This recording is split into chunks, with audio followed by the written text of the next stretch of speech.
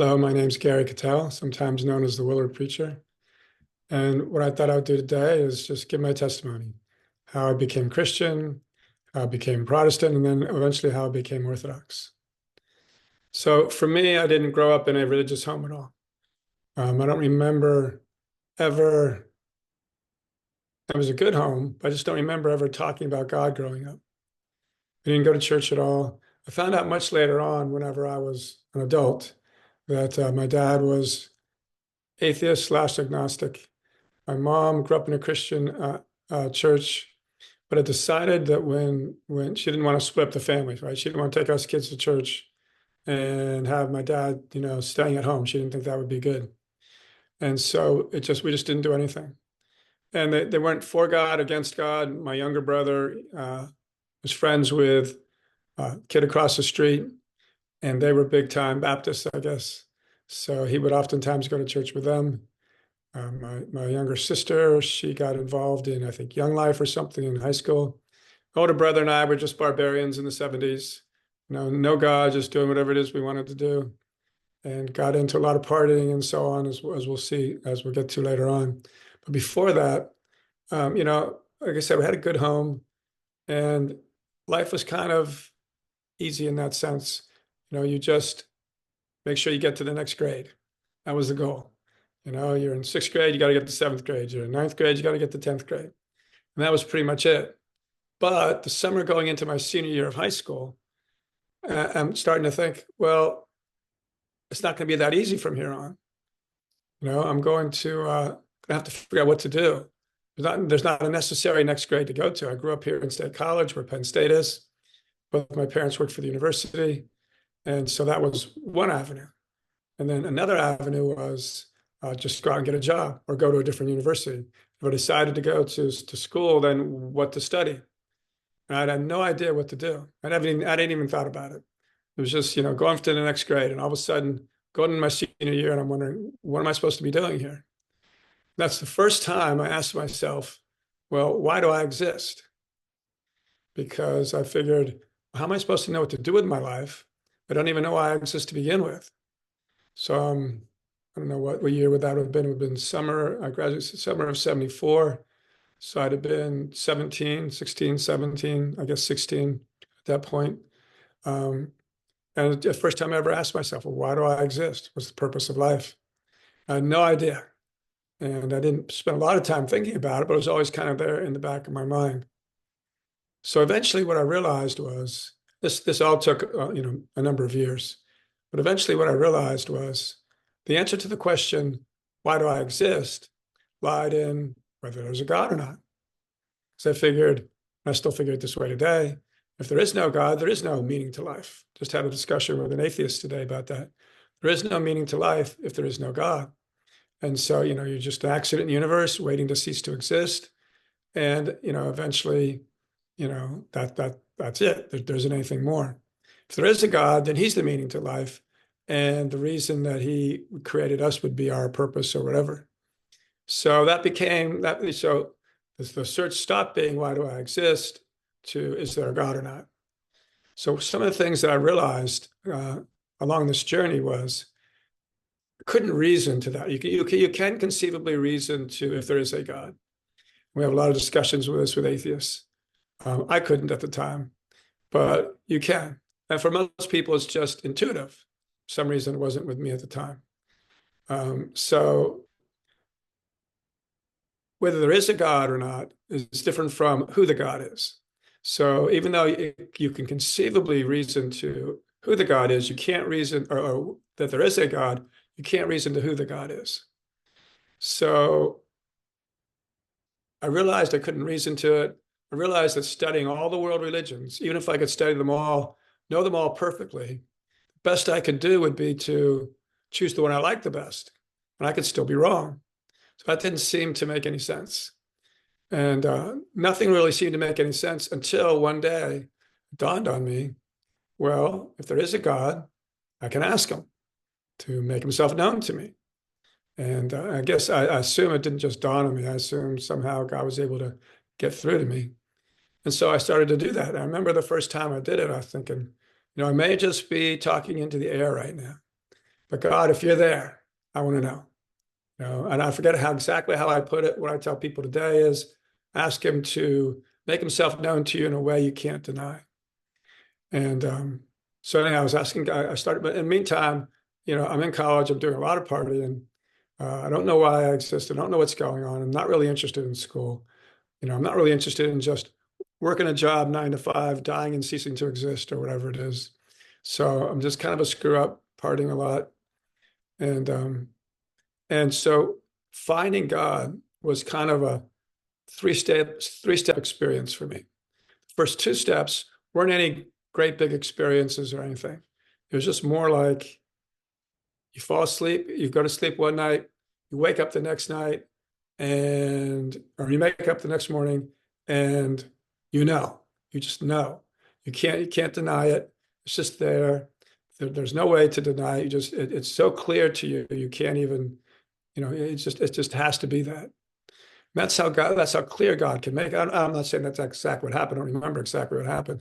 It was along those lines, not reasoning, not watching, there weren't any podcasts then, but not watching debates or anything like that. It was just, waking up and realizing, hey, there's a God.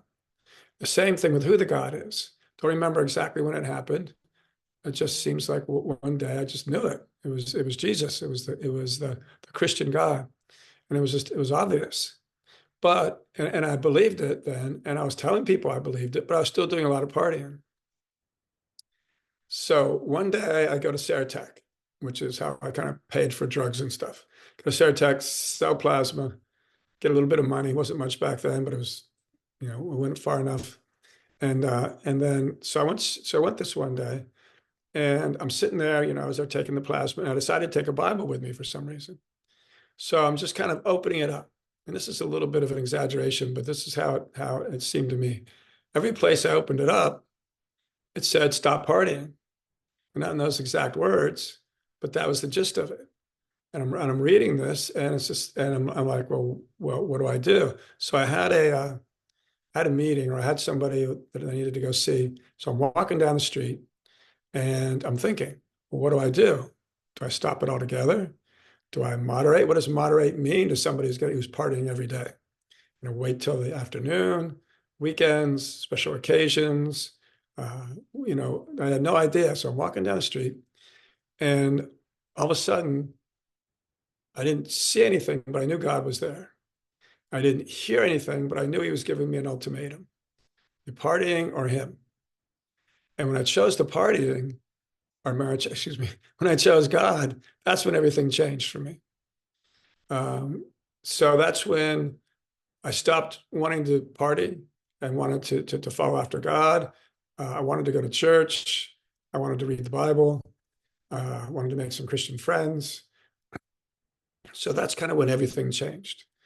Um, so now I'm a Protestant Christian. This was August of 1982. Stop all the partying, kind of, didn't really lose my friends per se. We just went different directions. And I'd stop in and see them once in a while, but wasn't partying anymore. They were. And, I made new friends and just kind of went from the kingdom of darkness to the kingdom of light. So now, at this time, a man named Bro Cope had been preaching on Penn State campus.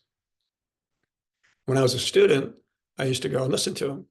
Wasn't going to class because I was doing a lot of partying, wasn't into school or anything, but I would go to him and I would listen to him. And, I think he says, I kind of remember this, not fully, but I somewhat remember it, saying to him one point, the only time I'm really happy is when I'm listening to you. I guess that was God just starting to get the ball rolling. This was probably late 70s, 78, 79. Still doing partying, gave it up for a while, still doing, got back to it, still doing the partying. And then I had this experience on this road. And so now no more partying, just going with Jesus. So that was August of 82. Come September of 82, which is when the classes started back then, I decided, I'm going to go in and I'm going to just kind of help Bro. I'm going to be there. I'm going to hand out some tracts. I'm going to maybe talk to people. So that was September. Eventually, as I'm there, bro never said anything to me or anything, but eventually, as I'm there, it's, started to build in me that I should be doing that. And, I didn't want to do it. So I saw the hassles that bro took and the heat that he took, and I didn't want to go that direction. But by November of 1982, in my mind, anyhow, and we'll see if this is true in the end, but in my mind, anyhow, God wanted me to do what he was doing. And I got to the place where if I didn't do it, I felt I would be rebelling against God. So I think it was November 15th, 1982. I stood up there for the first time. And if you look at the pictures that we have, or the intro we have, where you still show Willow Building, there's these brick walls that are there. And that's where bro used to preach, on top of those walls. We eventually came down onto the pavement, but he used to preach up on those walls. So I go to him November 15th, it's in the afternoon, and I said, bro, I think I want to preach. He was more than happy, because this was the last day of fall term. There's 3 terms back then. Last day of fall term. And he was more than happy, because he was going to go on the road come what we called back then winter term. And he wanted someone to take over. So I stand up there, and I figured everything out, what I was going to say, stood up there. It took me seeming forever to get the first word out. Probably wasn't that long, but to me, standing up there, scared to do it, all these students walking about. And finally, I got up the courage, and I started, and everything flowed. And I said everything I wanted to say and got done. And, of course, I'm thrilled with that. It's the first time doing something like that. I'm all excited. I'm talking to bro. There's a couple of other people around those days that were kind of street preachers. And it gets towards the last period of the day, and they said, we're just going to go downtown and do some preaching. Why don't you take this period? I was thinking, I'm not prepared to do this. I already said what I was going to say. I didn't realize I could have just said the same thing, because there's different students there. So I said, all right, I'll do that. So I stood up and just started talking. First word comes out, second word comes out, and it just flowed. And it just flowed for the rest of the period. And so I said, well, I guess I'm doing this now. And old partying buddy of mine came up. It wasn't that day, but it was maybe early in the winter term or spring term or something, I forget. And he said, maybe it wasn't even that day, I don't remember. But he said, you're just doing this because Bro Cope was doing it. And, you're all, this doesn't seem like something you would be doing, because it wouldn't have been, I'd have been a partying and stuff. So I said, well, if it continues, then it's of God. And if it doesn't, it's of me. So, it still continued. So I hope it was of God. So that continued until so I became Protestant, started to preach. Then in the spring of 1999, fall of 1999, I'm out there preaching. And I used to do this thing, the going to hell scripture reading of the day, the going to hell article of the day, the going to hell this, the going to hell that. I just wanted to put into people's minds back then that hell was an option, that's there and you can't just ignore it. So I think I was reading one of those articles, and I forget exactly what it was, but it said something about Mary that as a Protestant I disagreed with. And I put it out there that this was, whatever it was wrong or something. And 2 separate students, a grad student, a Roman Catholic grad student, and an Orthodox undergrad, came to me at different times and said, look, you're wrong about this. Must have said something pretty offensive, I guess. I don't know, to get both of them to come up. And so I had a little discussion with both of them. And then that just, it kind of kept going. The undergrad, the Orthodox undergrad, was there virtually every day. The grad student, I guess, had more to do, so he wasn't there every day. But eventually we kind of all got together, and we would have these little discussions and debates from time to time. I was the Protestant, and there was the Orthodox, and there was Catholic, and we were all going back and forth. One of the things I noticed was that Roman Catholic and the Orthodox were saying the same thing. They were saying, we're the church, we were there in the beginning, we're here today, we haven't changed the doctrine, we haven't changed the manner of worship, we are the true church. But I also noticed that they disagreed on certain doctrines. So I'm thinking, well, they can't, if one of them's right, they can't both be right. Right? But I still thought I was right. So this was the fall. And then by the time you're getting out to March of 97, I guess, I'm out there. It's a Friday afternoon in March. It's still kind of cold out. I get done preaching. Jimmy's there.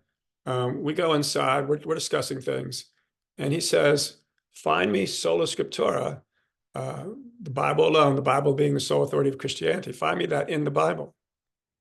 So I have this little notebook that I carried around with all these scriptures and all this stuff, and I knew I didn't have it there. So I said, "Well, I don't have it." It was like the last period of Friday, so I'll go home this weekend and I'll find it and I'll bring it back to you on Monday. So he said, "Okay." So I went home and I checked all my resources. I called people I knew. I did everything I could to find the idea that the Bible was the sole authority of Christianity in the Bible, and I couldn't find it. I know, and I'm thinking this is a problem. You can't use an authority outside the Bible to say that the Bible is the sole authority. So I knew that I was in trouble. So I go back there Monday, and Jimmy eventually comes out. He says, "Well, where is it?" And I said, "Well, I couldn't find it." So then he shows me a couple of scriptures that I must have read, I don't know, 1,000 times. And that's an exaggeration, obviously, but a lot. Just never saw it. As a Protestant, I'm constantly reading the scriptures, constantly reading through the Old and New Testament, and reading a little bit of the Old Testament, a little bit of the New Testament. So, I'm having Bible wars with people, and the Bible's everything. And I must have read that I don't know how many times, and I never really saw it. And somebody showed it to me, showed these things to me. I'm thinking, where'd they come from? I had that experience whenever I would show other Protestants these scriptures. They had the same sort of reaction, like, well, where'd that come from? But one of them was, the church is the pillar and the ground of truth. So as a Protestant, I'm thinking, what's that mean? What church are we talking about here? There's a gazillion Protestant churches out there that all disagree with each other. So what church is the pillar and the ground of truth? Eventually I thought, well, maybe it's, in the Protestant world, you think, well, all Christians are the church. The church isn't one thing, it's just all Christians. But then that didn't solve the problem, because all Christians disagree more than all churches disagree. So I didn't know what to do with that.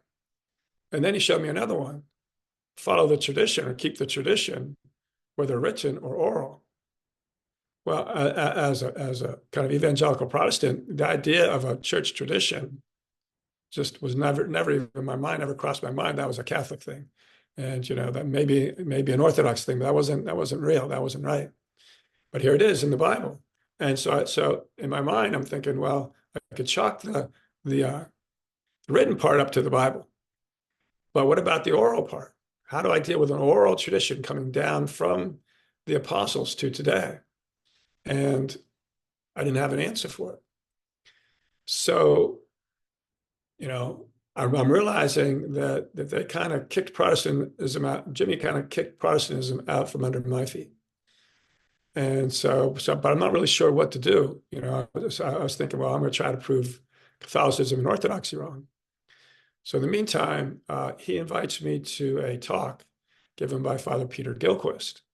And Father Peter was a part of Campus Crusade, and a whole group he was one of the leaderships in, I think, in the National Campus Crusade, or that leadership.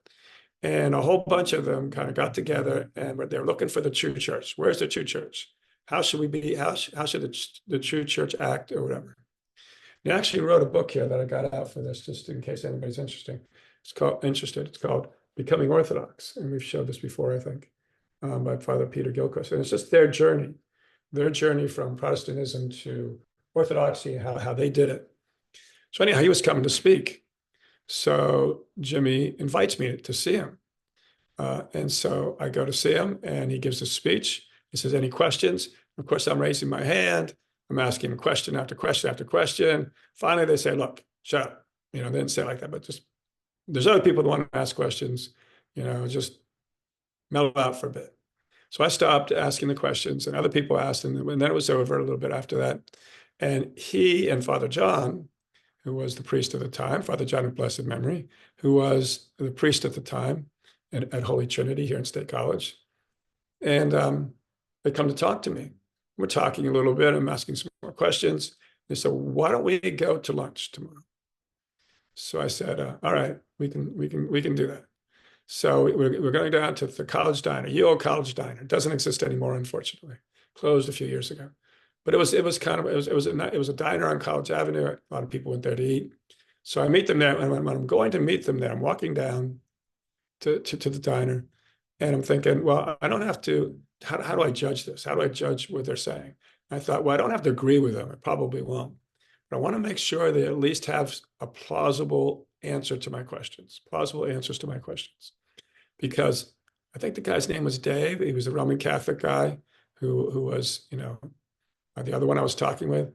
He was the first Roman Catholic.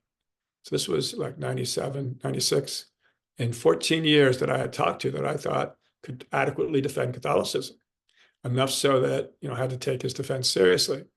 So I wanted to see if they had some sort of defense for Orthodoxy that I would have to take seriously.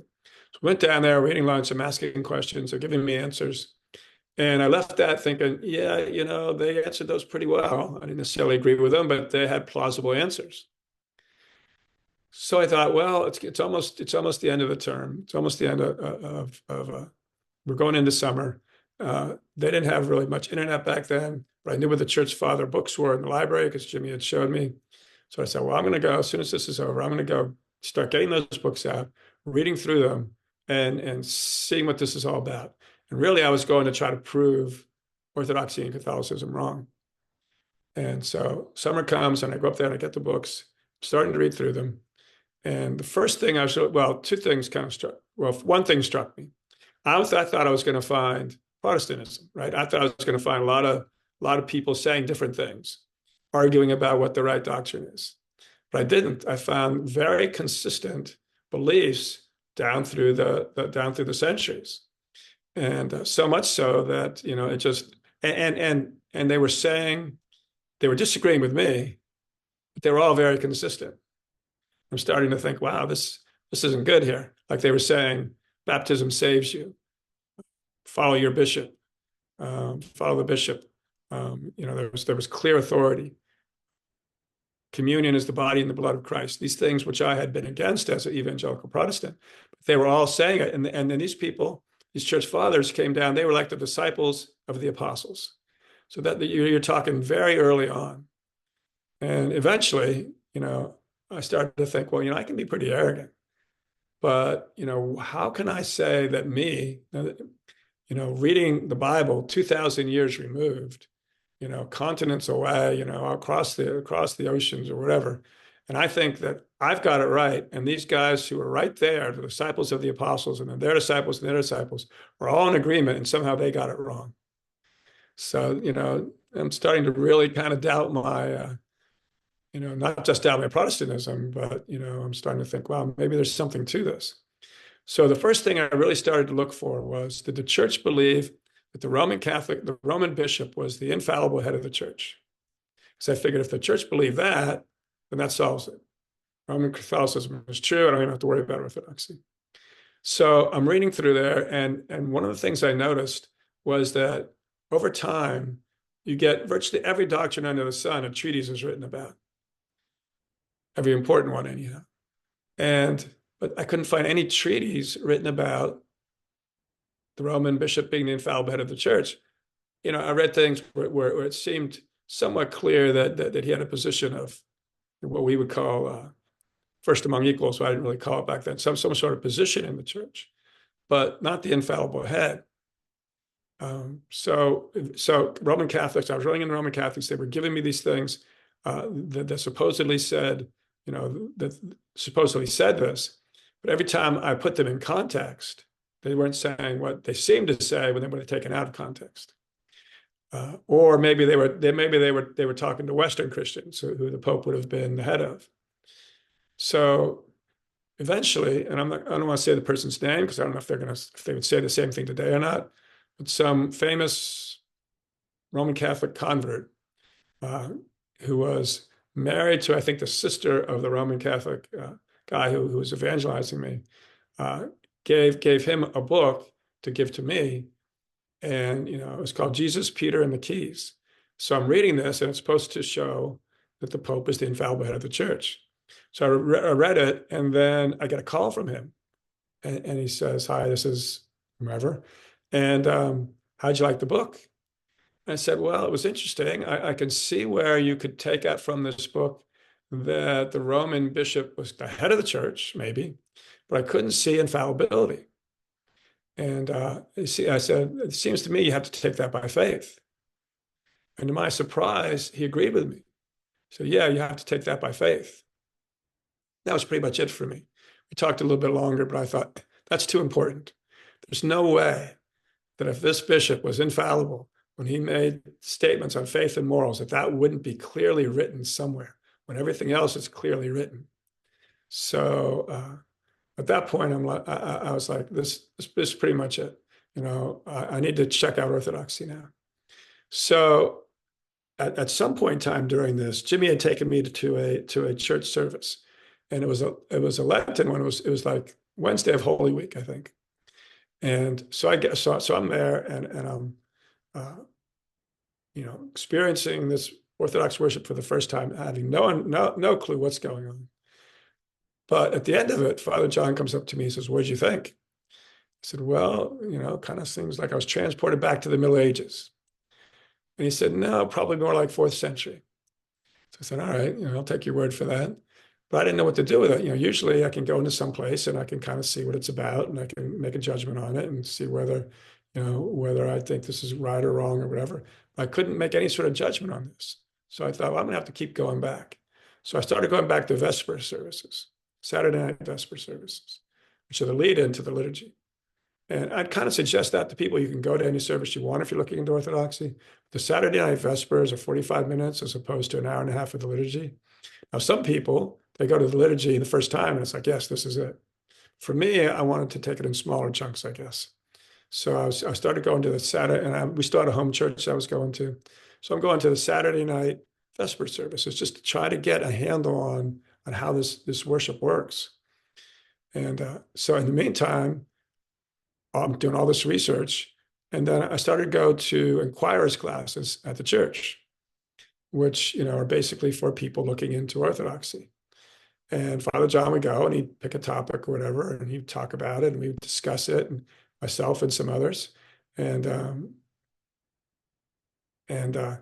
eventually, what I realized was eventually, but one thing that hindered me before I go into that is that I would use a word, Father John would use the same word. We had different understandings of what that word meant. And that was kind of a stumbling block to me because he would say something and I would interpret it one way. He was meaning it another way. Once I figured that out, that started to clear up some of the problems. But I thought, so what I did was I took what they were teaching me and I went back to the earliest writings I could find on the subject, which were always before the year 200. And that was like infant baptism. Not all the church fathers are in English right now, but the ones that were, it was around 180 or so. That was the latest one, and that was infant baptism. So that's very early on. And so eventually I thought, if God was able to keep the faith from the apostles to their disciples, it's consistent from there to today. And if he wasn't able to keep it from the apostles to their disciples, then, what kind of God is he?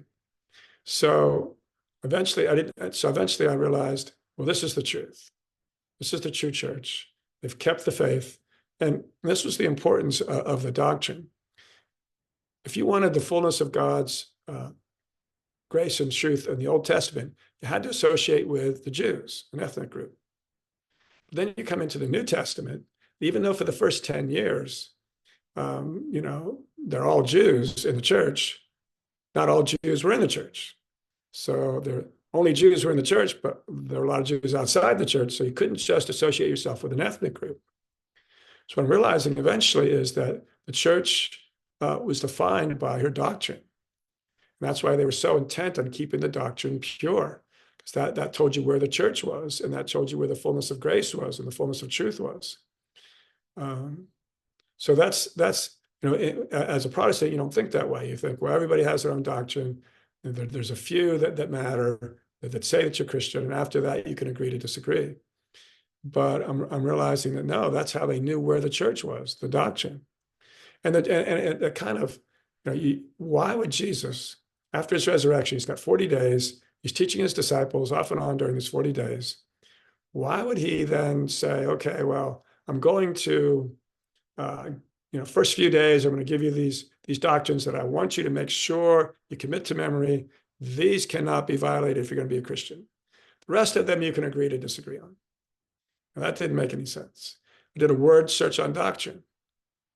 It never said there's this kind of primary doctrines that you have to believe to be a Christian, secondary doctrine that you can agree to disagree on, which is what I had believed as a Protestant.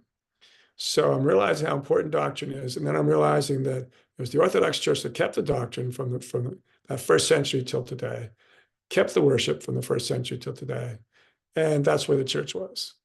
So then in spring of '99, Pascha of '99, we got baptized and brought into the church, and have been Orthodox ever since.